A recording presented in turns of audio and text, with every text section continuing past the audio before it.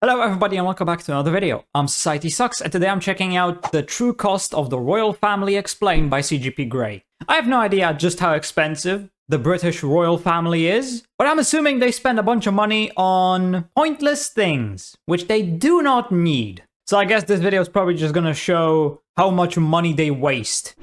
Look at that. What a waste. That queen living it off the government in her castles with her corgis and gin.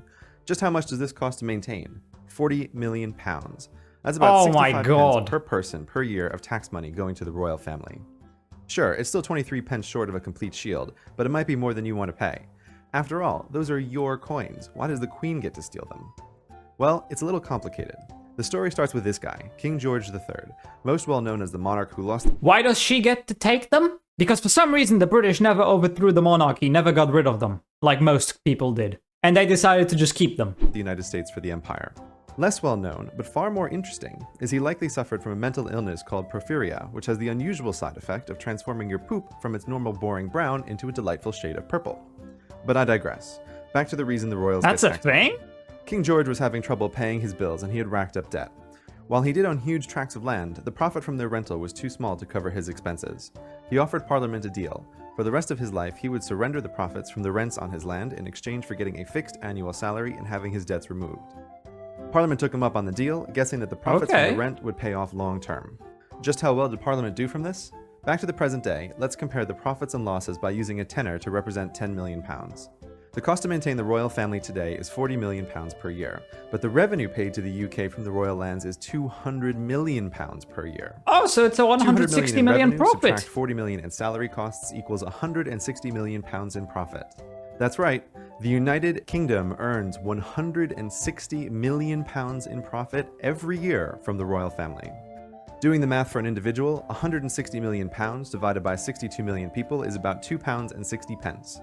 Because of the royal family, your taxes are actually £2.60 cheaper each year than they would otherwise be. But perhaps that's not enough for you because you're a real greedy geezer. Why not kick the royals out and keep 100% of the revenue? Because it's still their land. King George the Crazy wasn't crazy enough to give up everything, just the profits. But it wasn't only him. Every monarch since King George III has voluntarily turned over the profits from their land to the United Kingdom. If the government stopped paying the royal family's living and state expenses, the royals would be forced to take back the profits from their land, and your taxes, dear monarchy haters, would go up, not down. Plus, 160 million is just the easily measurable money the United Kingdom makes from the royal family. Don't forget their huge indirect golden goose, tourists. Annoying though they might be to the locals by blocking the tube and refusing to stand on the right, they dump buckets of money on the UK to see the sights, travel ludicrously short distances by public transport, and generally act silly a long way from home. Sure, not everything they come to see is royal, but the most expensive stuff is. And who are the biggest spenders? The Yanks. After they finish buying maple syrup and cheap pharmaceuticals, Tijuana professional services, and illegal pharmaceuticals, where do they go next? The United Kingdom.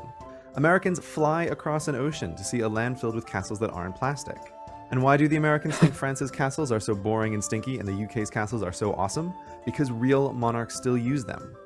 The Tower of London is so stunning to visitors because the royal crest on the yeoman warder's uniform is real. It's not a lame historical reenactment or a modern LARPing quest, it's the embodiment of the living, breathing queen.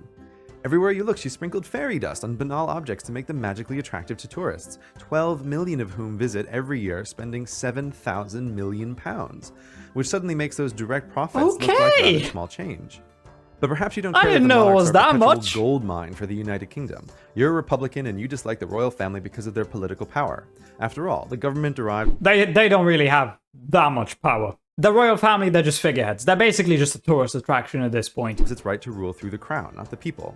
And yes, I'll grant you that back in the head-choppy days of yore, this was a legitimate concern. But the modern queen isn't a dangerous political lion, but a declawed kitten.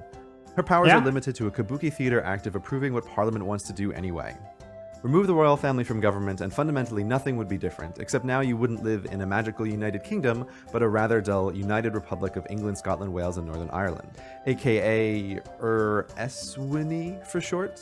Doesn't quite have the same ring to it. But maybe I'm wrong. Perhaps the Queen is a political ticking time bomb, just waiting for her chance to declare random wars and dissolve Parliament for the Well, not anymore, because she's dead. God save the Queen. Thank you very much for watching. God sure as hell didn't save her. I mean, me personally, I think the reason why Americans prefer British castles to French ones is because in the United Kingdom, they speak English. And most Americans cannot speak French. So obviously they would prefer England over France. I think that's the main reason. I wonder how much longer it's going to take the British before they get rid of the monarchy. Trust me, it's going to happen one day. I'm calling it. I'm willing to bet money on the fact that they're going to get rid of them. It's only a matter of time. I also don't get why people would want to even see or care about the royal family. They're literally just people who were born to previous monarchs. That's literally it. They're just normal people who were born with a certain name to a certain family. Like, I despise celebrities, but I'd rather meet a celebrity than a member of the royal family. Because celebrities, at least, you know, they do something. They show up in movies, things like that. What does the royal family do? I personally just don't get it. I don't see what's so special about them.